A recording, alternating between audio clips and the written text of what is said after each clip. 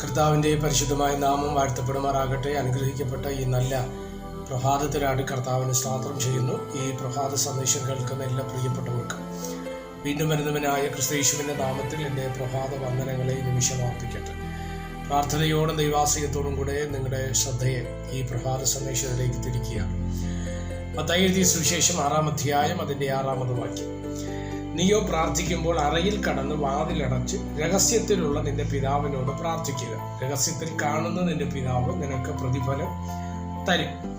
ഈ വാക്യങ്ങൾക്കാണ് ദൈവത്തിന് സ്തോത്രം ചെയ്യുകയാണ്. അനുഗ്രഹീതമായ ഒരു വലിയ ദൈവദിന ചിന്തയാണ് നമ്മൾ ഇന്ന് പ്രഭാതത്തിൽ വായിപ്പാൻ തക്കവണ്ണം ഇടവരുന്നത്.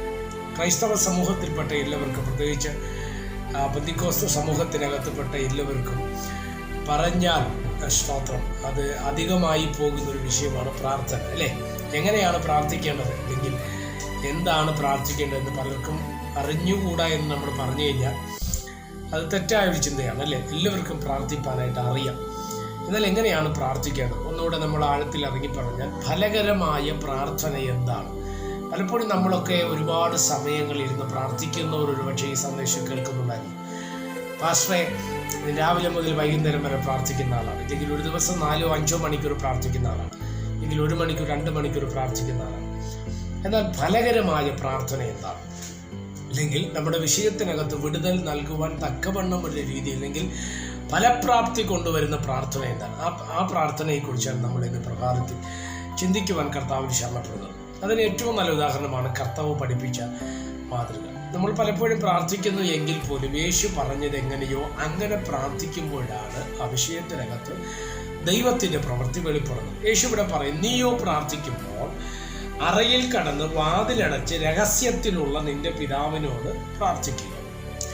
അപ്പൊ എങ്ങനെയാണ് നമ്മൾ പ്രാർത്ഥിക്കേണ്ടത്? യേശു പഠിപ്പിച്ചേ, അറയിൽ കടന്ന് വാതിലടച്ച് പ്രാർത്ഥിക്കുക. എന്താണ് അതിൻ്റെ അർത്ഥം? എന്താണ് അതിൻ്റെ പ്രായോഗിക വശം എന്ന് പറയുന്നത്? അറയിൽ കടന്ന് വാതിലടച്ച് പ്രാർത്ഥിക്കുക എന്ന് പറഞ്ഞാൽ എന്താണ്? സ്തോത്രം. നമ്മൾ പലപ്പോഴും പ്രാർത്ഥിക്കുന്ന ഈ ലോകത്തിൽ നമ്മൾ ഇരിക്കുമ്പോൾ തന്നെ നമ്മൾ അതിൻ്റെ കോൺസെൻട്രേഷന് വേണ്ടി പലപ്പോഴും ക്രൈസ്തവ സമൂഹത്തിലൊരു പ്രാർത്ഥന എന്ന് പറഞ്ഞ് കണ്ണടച്ചുള്ള പ്രാർത്ഥനയാണ്. അതൊരു ഏകാഗ്രതയ്ക്ക് വേണ്ടിയാണ്. ബൈബിളിൽ അങ്ങനെ ഒരു നമുക്കൊരു തെളിവ് അതിന് വേണ്ടി ഇല്ല എങ്കിൽ പോലും എന്തുകൊണ്ട് നമ്മളങ്ങനെ ചെയ്യുന്നു എന്ന് ചോദിച്ചു കഴിഞ്ഞാൽ അത് ഒരു ഏകാഗ്രത കിട്ടുവാൻ വേണ്ടിയാണ്. അതൊരിപ്പോഴും ഒരു പാരമ്പര്യമായിട്ടോ ശീലമായിട്ടോ പലരകത്തും വന്നിട്ടുണ്ട്.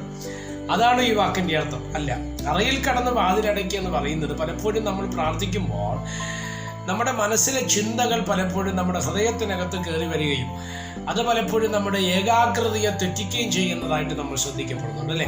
പലപ്പോഴും ആരാധനയ്ക്ക് വരുമ്പോൾ പോലും ലോകത്തിലുള്ള പല ചിന്തകളുമായിട്ടാണ് നമ്മൾ ദൈവസന്നിധി വരുന്നത്. അപ്പോൾ തന്നെയാണ്, അതുകൊണ്ടൊക്കെ തന്നെയാണ് നമ്മുടെ പ്രാർത്ഥനകൾക്ക് മറുപടി കിട്ടാതെ പോകുന്നത്. എന്നാൽ ദൈവമക്കളായ നമ്മോട് കർത്താവ് പഠിപ്പിക്കുന്ന ഒരു മാതൃക, അറയിൽ കടന്ന് വാതിലടച്ച് പ്രാർത്ഥിക്കുക എന്ന് പറയുന്നത് ദൈവത്തോട് നമ്മൾ പ്രാർത്ഥിക്കുമ്പോൾ നമ്മൾ രഹസ്യ പ്രാർത്ഥന അല്ലെങ്കിൽ പേഴ്സണൽ പ്രയർ ആണ് ഇവിടെ ഉദ്ദേശിക്കുന്നത്. നമ്മുടെ വിഷയങ്ങളെ, ഭൗതികമായ വിഷയങ്ങളെ മുഴുവൻ മാറ്റിവെച്ചിട്ട് ദൈവത്തിൽ നമ്മൾ ആശ്രയിച്ച്, കർത്താവേ എൻ്റെ പ്രാർത്ഥനയ്ക്കകത്തൊരു മറുപടി ദൈവമേ നീ വെളിപ്പെടുത്തണമേ എന്നുള്ള ആഗ്രഹത്തോടുകൂടെ നമ്മൾ എന്ത് ചെയ്യാണ്? സ്തോത്രമല്ലേ, ദൈവസന്നിധിയിൽ അടുത്തു വരികയാണ്. ഹൃദയത്തിൻ്റെ ദൈവികമല്ലാത്ത ചിന്തകളും ഭൗതിക ചിന്തകളും ലോക ചിന്തകളും ഒക്കെ മാറ്റിവെച്ചതിനെ അടയ്ക്കുക. ആ ഹൃദയത്തിൻ്റെ വാതിനെ അടച്ചിട്ട് അകം കണ്ണിനെ തുറന്ന് ദൈവത്തോട് നമ്മൾ പ്രാർത്ഥിക്കുന്നതിനെയാണ് രഹസ്യത്തിലുള്ള പ്രാർത്ഥന എന്നതുകൊണ്ട് നമ്മൾ എന്ത് ചെയ്യുന്നത്, അർത്ഥമാക്കുന്നത്, അല്ലേ? രഹസ്യത്തിൽ പ്രാർത്ഥന. അങ്ങനെ പ്രാർത്ഥിച്ച അനേകരും നമുക്ക് തിരുവചനത്തിലൂടെ കാണുവാൻ, അതിന് ഏറ്റവും നല്ല ഉദാഹരണം നമ്മുടെ കർത്താവ് തന്നെയാണ്, അല്ലേ? പ്രാർത്ഥിക്കുന്ന സമയങ്ങളെല്ലാം സുവിശേഷ ഭാഗങ്ങൾ നിങ്ങൾ ശ്രദ്ധിച്ചാൽ അറിയാൻ പറ്റും. അവൻ തനിയെ പോയി പ്രാർത്ഥിച്ചു. മലയിൽ പോയി അവൻ ശിഷ്യന്മാരോടൊപ്പം കൂടിയില്ല.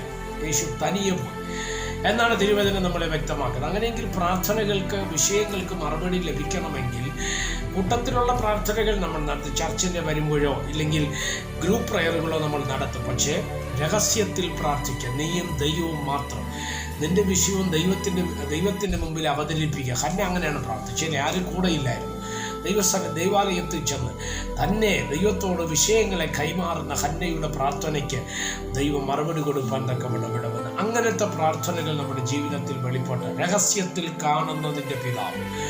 ഒരുപക്ഷെ നമ്മൾ പറയുന്ന വാക്കുകളെ ബേസ് ചെയ്തിട്ടല്ല, പകരം രഹസ്യത്തിൽ നമ്മെ അറിയുന്നൊരു കർത്താവ് നമുക്ക് വേണ്ടി പ്രവർത്തിപ്പാൻ തക്കവണ്ണം കഴിയുന്നവനാണ്. ആ തരത്തിലുള്ള പ്രാർത്ഥനകൾ വെളിപ്പെടട്ടെ. അതാണ് ഫലകരമായ പ്രാർത്ഥന എന്ന് തിരുവചനത്തിലൂടെ മനസ്സിലാക്കുവാൻ തക്കവണ്ണം കഴിയും. അതിനായിട്ട് ദൈവം നമ്മളെ സഹായിക്കട്ടെ. പ്രാർത്ഥിക്കാം. പരിശുദ്ധനായ ദൈവമേ, സ്വർഗ്ഗീയ പിതാവേ, ഫലപ്രാപ്തിയുള്ളൊരു പ്രാർത്ഥന ഞങ്ങളിൽ അവിടെ നിന്ന് വെളിപ്പെടുത്തണം. അത്തരത്തിൽ പ്രാർത്ഥിക്കാൻ അവിടെ നിന്ന് ക്രമം ചെയ്യണം. അങ്ങനെ ഒരു ആത്മാവിനാൽ അവിടെ ഞങ്ങൾ നിറയ്ക്കേണ്ടതിനായി പ്രാർത്ഥിക്കുന്നു. സ്വന്തം അങ്ങനെ ചെയ്താട്ട് മഹത്വമേറ്റി യേശുവിൻ നാമത്തിൽ തന്നെ. ആമേൻ. എല്ലാവരെയും ദൈവം അനുഗ്രഹിക്കട്ടെ. God bless you.